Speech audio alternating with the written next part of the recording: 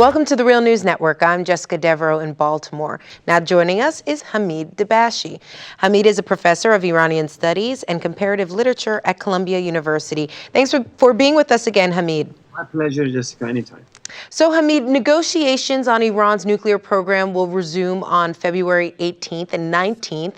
And of course, you know, the usual players will be at the table, the U.S., Russia, Britain, France, and China, as well as Germany. Can you just give us your assessment of these negotiations? Do you really see that we're going to be turning a corner here with the U.S. and Iran? I think we are, Jessica, at the point of turning a corner, but it's not just the question of nuclear negotiations. To me, the nuclear issue was always non-issue.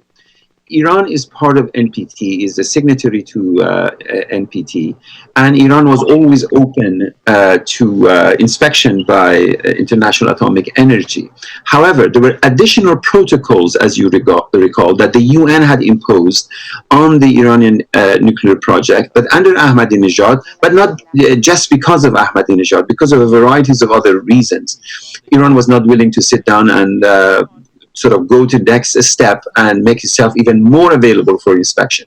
But after the election, and particularly because of this backbreaking sanctions that the US and its allies have been imposing on Iran, the regime was under huge pressure, and especially the pressure on ordinary people, so far as medicine and even spare parts, for example, for airplanes were scarcity. Under the Rouhani administration, they finally were willing to sit down with the 5+1 for further negotiation. Now, this negotiation essentially boils down to enrichment under 20%, which is enrichment only 5%, which is necessary for medicinal purposes, even more transparency so far as inspection by International Atomic Energy and the UN and any other body is concerned, in exchange for the easing of the sanctions. This was initially agreed upon both by Obama administration and their European allies, and of course Iran. And the initial easing of the sanction amounted to certain kinds of concessions that US was willing to make without completely destroying the architecture of this sanction regime, which is international and is not just US initiated, is global and is quite damaging to the interest of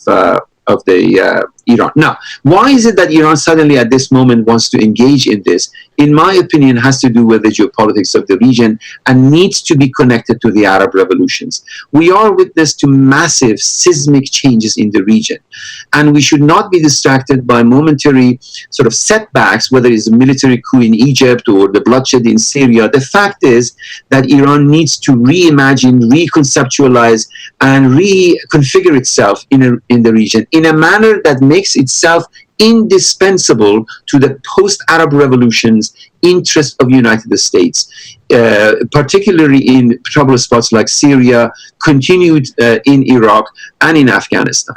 The fact is that Iran has tremendous amount of soft power in Afghanistan, in Syria, in Iraq, and in larger Arab world. And it has made itself indispensable, particularly to the remaining years of President Obama's administration.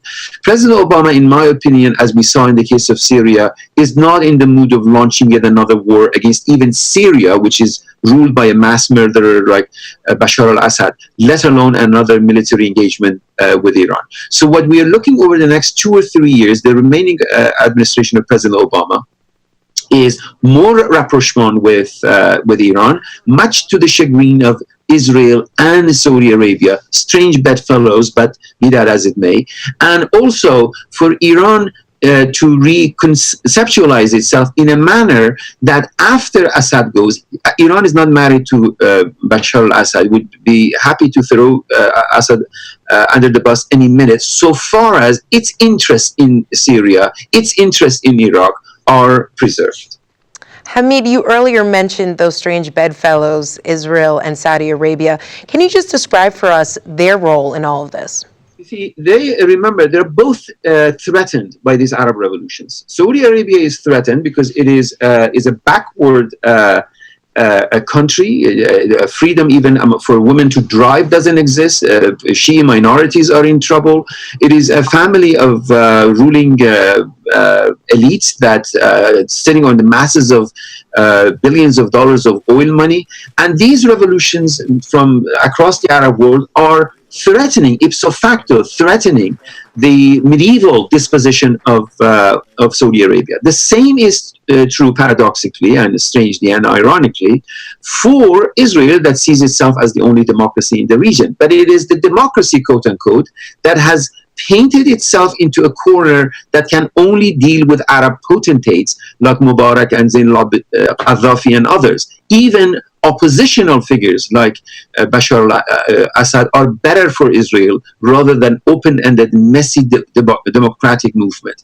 As a result, they have both come together to secure their own interests. Now, here, paradoxically, you see Israel feels rightly threatened by this radical Islamist forces in Syria, who are being actually financed by countries like Saudi Arabia or Kuwait or Qatar or other countries, degenerating the democratic aspirations that began the Syrian revolution into a sectarian violence between Sunnis and Shias. So their alliance is very and very strategic. We have to keep our minds on the long term, which is a democratic uprising across the Arab and Muslim world, which cannot just be cheated out of those democratic aspirations by a backward regime like the one in Saudi Arabia, or unless and until Israel can begin to reimagine itself, reimagine the fate of 7 million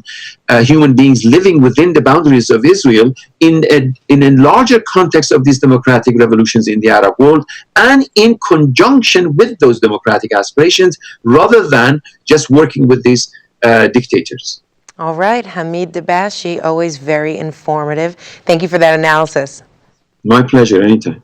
Thank you for joining us on the Real News Network.